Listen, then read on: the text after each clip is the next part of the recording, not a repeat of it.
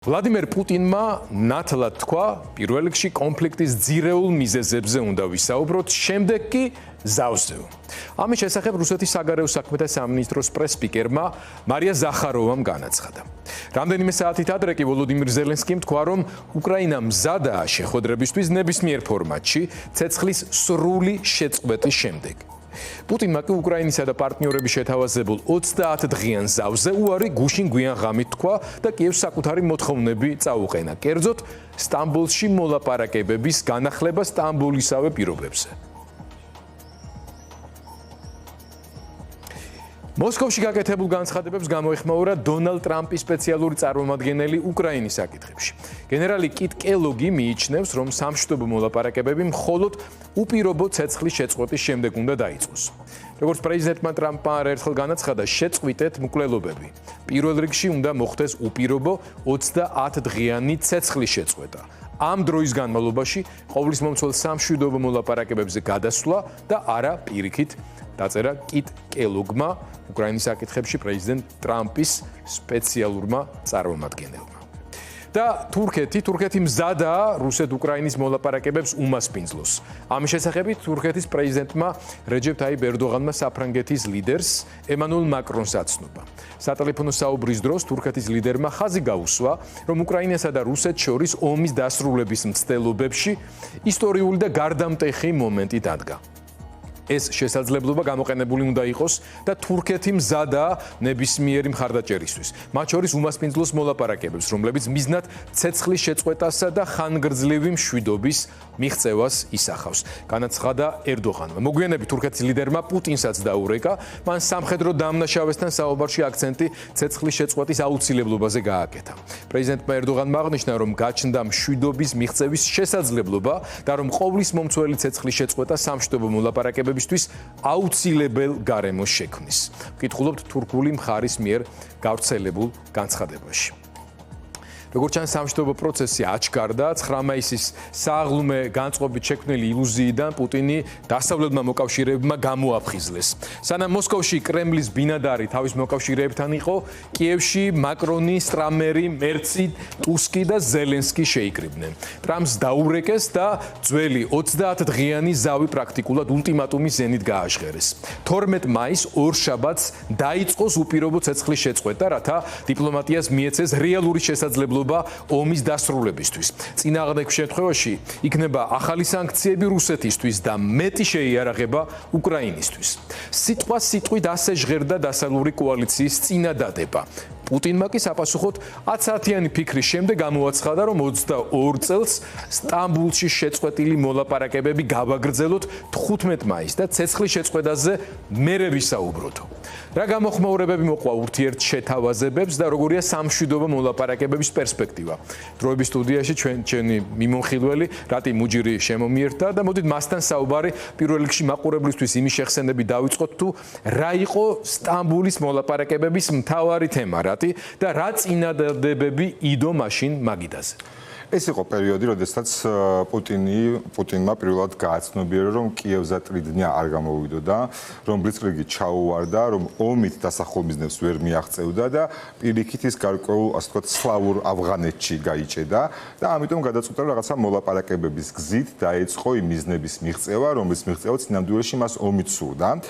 სტამბოლში მოლაპარაკებები მიმდინარეობდა, ასე ვთქვათ, უკრაინის მხრიდან იყო თავდაცვის მინისტრი წარმოდგენილი, რაც შეეხება იმას, რაც იდო მაგიდაზე, მოლაპარაკებებზე, პრაქტიკულად ერთ-ერთში მეორებდა იმ წინადადებებს, რომლის გამო პუტინმა მისი, ასე ვთქვათ, გადმოსახედიდან დაიწყო სპეციალური სამხედრო ოპერაცია სინამდვილეში ომი, ხო? ეს რა არის?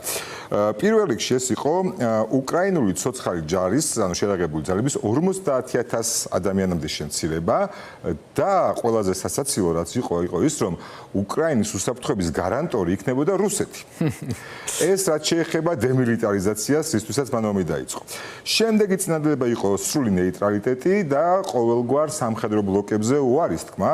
უკრაინის მხრიდან და ესეც ჩვენი ვთქვათ ნატოზე უარის თქმა უკრაინისთვის რისთვის ასევე დაიწყოს ომი და ბოლოს იყო კიდევ ასეთი წინადადება რუსული ენის მეორე სახელმწიფო ენად გამოცხადება, რომლის პრობლემაც უკრაინაში უბრალოდ არ იდგა 2022 წლის 24 თებერვლამდე, სანამ არ შეიჭრებოდა.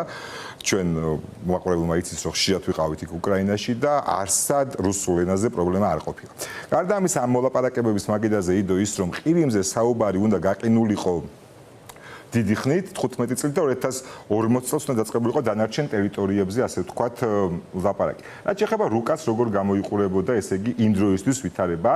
დაიწყო რუსეთის სამხედრო შეტევა, როგორც ჩრდილოეთიდან, ისე აღმოსავლეთიდან, ასევე სამხრეთიდან და კიევის მისადგომებთან იყო უკვე რუსეთი მისული, რაც აი საქართველოს მასშტაბზე რო გადმოვიტანოთ, აი თბილისის სიტუაცია რო ვიღოთ, ტაბახმელა წყნეთში რომ იყვნენ რუსები, დაახლოებით აი ეგეთი ვითარება იყო, როდესაც ეს მოლაპარაკებები მიმდინარეობდა, თუმცა მიხვდა პუტინი რომ არ გამოსდიოდა არაფერი. ბლიცკრიკი არ გამოდიოდა, თუმცა მაინც მომგებია. გარკვეული სამხედრო ინიციატივა მას ჰქონდა, აი რუკაზეც ჩანს, ხო, უკვე საკმაოდ სიღრმეებში არის უკრაინაში შემოსული და ამ პერიოდს ემთხვევა თვითონ უკრაინული სამხედროების მხრიდან უკუგდება და ბუჩას ეფექტი გამოჩნდა, აქ პირველად გამოჩნდა რა ჩაიდინა რუსეთმა ბუჩაში და შემდეგ უკვე ეს მოლაპარაკებები აღარ გამოდიოდა. ანუ ის სამხედრო ინიციატივა, რომელიც ჰქონდა რუსეთს, არ იყო საკმარისი მიზნების მისაღწევად და ამიტომაც დაიწყო ეს მოლაპარაკებები. მოლაპარაკებები შეიშალა და მე დაიწყო უკვე მეორე რუკა შევთავაზოთ მაყურებელს, მე უკვე დაიწყო, თქვა, დეოკუპაციის პროცესი, როდესაც კიევის, ჩერნიჰივის და სუმის რუსები გადიან სისტემურად, იმიტომ რომ მათ აღარ ყოფნით ძალა, გასვლა ხდება ბრძოლით, უკრაინელები მიყვებიან, ასე ვთქვათ, და ხდება სრული დეოკუპაცია კიევის, სუმის და ჩერნიჰოვის ოლქების, ასევე იწყება აღმოსავლეთში ინტენსიური კონჩეტევა. ჩვენ ხედავთ, რომ ხარკივი, თვითონ ქალაქი ხარკივიც კი საფრთხის ქვეშ არის, არათუ ოლქი, ხო, ოლქში სიღრმეში იყვნენ შემოსულები. შემდეგ დაიწყო უკვე დეოკუპაცია და ხარკივის თვითონ ქალაქს საფრთხე მოშალა და ლუჰანსკამდე მივიდნენ და შემდეგ ბოლოს უკვე ზაპოროჟიესა და ხერსონის ამბები და ქალაქი ხერსონი დაიბრუნა, ასე ვთქვათ, უკრაინამ და ეხლა მესამე რუკას ვაჩვენოთ, სადაც უკვე ჩანს სრულად ორი სურათი, ერთი სადაც იყო სიტუაცია, როცა ეს მოლაპარაკებები მიმდინარეობდა, აი აქ უნდა დაბრუნება რუსეთს, როცა აი ხა ვითარება გქონდა ესეთი. მწვანედ მონიშნულია, რაც დეოკუპაცია მოხდა ლურჯად უკაცრავად და სადაც ახლა იმყოფებიან უკვე უკრაინის შერაგებული ძალები და აი აქ მთავარი ამბავი არის ხერსონს, ქალაქ ხერსონზე.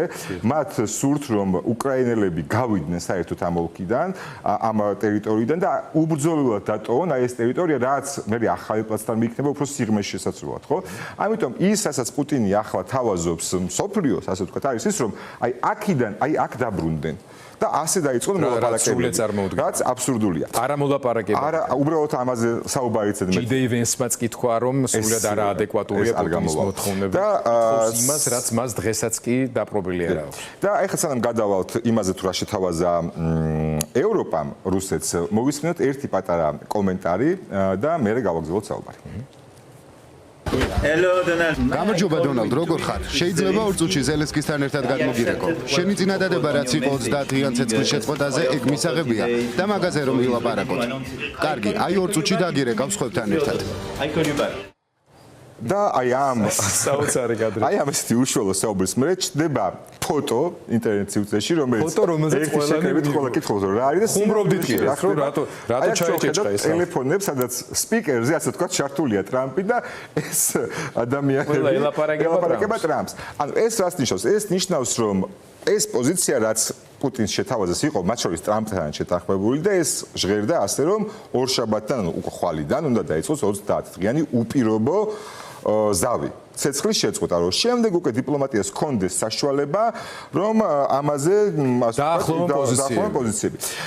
ეს ასე ვთქვათ, შეთავაზება მას შემდეგ გაჟღერდა, რაც მერცი, ტუსკი, სტრამერი და მაკრონი ჩავიდნენ კიევში ზელენსკისთან და იქ დაიწყო, ასე ვთქვათ, ეს ხდებოდა პარალელურად 9 მაისისა, ასე ვთქვათ, და იქ მოლაპარაკებები, რა თქმა უნდა, და ჩვენ ნახეთ ვიდეო, რომელიც თვითონ გაავრცელა მაკრონმა, საკმაოდ უშუალო ვიდეო, ასე ვთქვათ, როცა ისინი მატარებლით გზავრობენ კიევისკენ და შემდეგ ჩვენ ასევე არაერთი ვიდეო ვნახეთ, როგორი დახვედრა მოუწყო ზელენსკიმ ევროპის ლიდერებს და იქ როგორც ჩანს, ზუსტად ეს საკითხები განიხილებოდა ძალიან ასე ვთქვათ დეტალურად და როგორც ჩვენ უკვე ვნახეთ, ეს ყველაფერი მათ შორის შეთანხმებული იყო ამერიკის შეერთებულ შტატებთანაც, რადგანაც ამერიკის შეერთებული შტატები სამხედრო დახმარების თვალსაზრისით ერთ-ერთი ყველაზე მნიშვნელოვანია, მიუხედავად იმისა, რომ ევროპას ცხადია აქვს მატერიალური და ფინანსური რესურსი ამ ეტაპზე,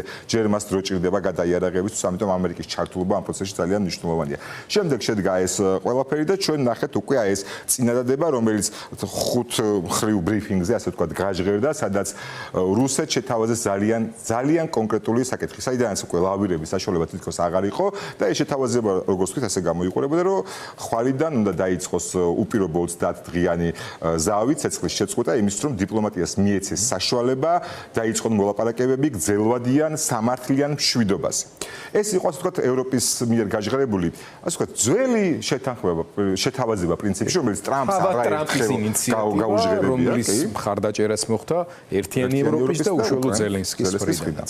და ეს არის ის ძველი ამბავი, თუმცა აი აქ ტონი იყო საკმაოდ მნიშვნელოვანი, ხო, პრაქტიკულად ულტიმატუმის ენა და პრაქტიკულად იმის თქმა, რომ თუ კი ამას არ დათანხმდები, შენ მიიღებ მეტ სანქციებს და უკრაინა მიიღებს უკვე ერთიან კონსოლიდირებულ სანქციებს დასავლეთის მხრიდან, იმიტომ რომ ეს პრობლემა იყო ხო ბოლო პერიოდში, რადგან ტრამპი ცდილობდა მედიატორის როლი ეთამაშა და თავისთავად ცხადია, რომ ცოტა განსხვავებული პოზიციებით უდგებოდა პუტინის მორბილების ამოცანა ჰქონდა, თუმცა ეს დღეები იყო ზუსტად ამ მხრივ მნიშვნელოვანი, რომ ერთიანი დასავლეთის პოზიციით წარსდგა პოზიცია ამ შემთხვევაში.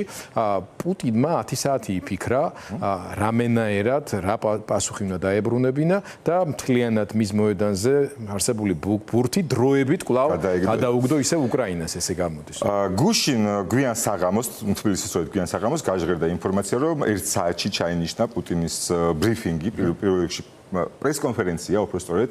შემდეგ ეს პრესკონფერენცია გადაიდო, შემდეგ ითქვა, რომ კითხვებს აღარ უპასუხობს, იმიტომ რომ გვიანი ღრმა და მარტო განცხადებებს გააკეთებს და ეს დროში ემთხვევა იმ პერიოდს, როდესაც ამერიკის შეერთებულ შტატებში ჯერ კიდევ არ არის გვიანი ღამე და პუტინს უნდოდა დარწმუნებული ყოფილიყო, რომ მისი ეს განცხადება მის ამ განცხადებას მალევე ნახავდა, ასე ვთქვათ, ტრამპი.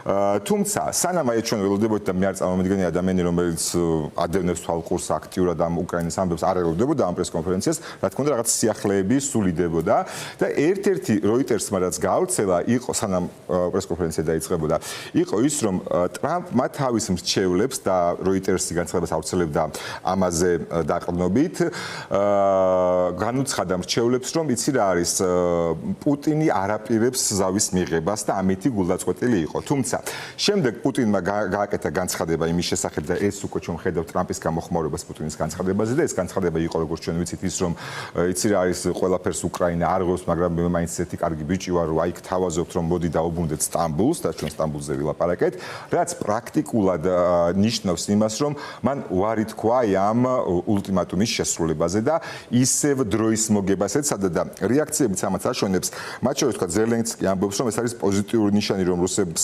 ბოლოს დაიწყეს ომის დასრულებაზე ფიქრი. მაკრონი ამბობს, რომ ეს არის პირველი ნაბიჯი, მაგრამ არასაკმარისი, თითქმის ანალოგიურს ამბობს მერცი, რომ თუ რუსეთი მზად არის მოლაპარაკებებისთვის, ეს კარგია, თუმცა ეს არ არის საკმარისი. ანუ ყველა იმას ამბობს, რომ გავიგეთ. სტარმეს უფრო კაცრი შეფასება აქვს, ის ამბობს, რომ პირველ რიგში საჭიროა ცეცხლის შეწყვეტა და მერე სხვა ყველა მასობრივი მკვლელობების შეჩერება და შემდეგ უკვე დიპლომატიის ენაზე გადასვლა. თუმცა ტრამპის ის მოკლე შეფასება უნდა ვახსენოთ, ის პოტენციურად კარგი დღე და კვირა შეიძლება იყოს მოლაპარაკებების პერსპექტივაში და ჩინეთის ფაქტორიც ვახსენოთ ამ შემთხვევაში. როგორც თქვით, ტრამპმა გაუგო, ასე ვთქვათ, და პუტინმა მიზანს მიაღწია, მალევე ნახა ტრამპმა მისი განცხადება და ტრამპის იყო, რომ აი პოტენციურად შესანიშნავი დღე იქნება, როდესაც თუ კი ეს მოლაპარაკებები შედგება. ანუ ტრამპიც აღარ არის ისეთი ცალსახა და ერთმნიშვნელოვანი, ხო? და რაც შეეხება შენს კითხვას, ჩინეთის საგარეო საქმეთა მინისტრმა მოსკოვში ყოფნის დროს საკმაოდ მნიშვნელოვანი განცხადება გააკეთა და ეს იყო ის, რომ პუტინმა სი ძინპინს უთხრა, რომ მზადაა უკრაინასთან სამშვიდობო მოლაპარაკებებს. ეს ნიშნავს იმას, რომ როგორც ჩანს აი ეს დიალოგი, რომელიც მოსკოვში მიდიოდა, როგორც ჩანს პუტინი უკვე ასე ვთქვათ დამიწებულია, მყარად დგას მიწაზე და მიხვდა რომ აღარ აქვს დრო აი ამ დროის გაწევრის თამაშებში. სიმყარის რა ვთქვათ, მაგრამ მიწასთან ახლოს არის. ეს ტერმინი შეიძლება უფრო შეესაბამებოდეს, რეალობას უფრო მეტად აღიქვავდეს და პლუს ამისა, მსოფლიოში ბევრი ფაქტორი ლაგდება, რომლის გამოც დიდ მოთამაშეებს, არა მარტო შეერთებულ შტატებს, თავად ჩინეთსაც აღარ ჭირდება ცხელი დიდი კერები, ასე ვთქვათ, ევრაზიულ კონტინენტზე. ამ ხრივ ინდოეთ, პაკისტანის საომარი მოქმედებებისა და ცეცხლის შეწყვეტის მოლაპარაკებებში კვლავ ამერიკის შეერთებული შტატების აქტიური ჩარევა, მედიაცია და შედეგის მიღწევა ზუსტად ამაზე მეტყველებს. იქაც არ არიან პატარა მოთამაშეები, პირიქით, რაოდენობით როთოვიან გარეშე, ლამის ნახევარი ორივე ბირთვული სახელმწიფოა. ასე რომ როგორც ჩანს ბატონმა სიმ პუტინს ესეც გამომართა წითელ მოედანზე სტუმრობის შემდეგ გამართულ პრივატულ ვახშამზე. ამ ყველაფერთან გამომდინარე შეიძლება ითქვას რომ პუტინი ხვდება რომ დიდი დრო აღარა აქვს აი ამ დროის გაწევრისთვის, თუმცა თუ კი დავაკვირდებით მოვლენებს, ჩვენ დავინახავთ რომ პუტინი ერთადერთი რამისთვის თუ რეალურად ემზადება, ეს არის ზაფხულის შეტევა. აი ზაფხულის შეტევა თუ როგორც ჩაივლის, ამის მიხედვით შემდეგ უკვე შეგვიძლია რეალურ სამშვიდობო პროცესზე საუბარი, თუმცა ვნახოთ როგორ განვითარდება მოვლენები, შეიძლება ვცდები და მართლაც მომავალში მნიშვნელოვანი მოხდეს. რატი ძალიან დიდი მადლობა, მე მგონი პრინციპში არაფერი მნიშვნელოვანი არ გამოგვჩენია, ჩვენ ყველანი ვაგრძელებთ დაკვირვებას, გულშემატკივრობთ უკრაინას და თავისუფალ სამყაროს, რომელიც აუცილებლად გაიმარჯვებს.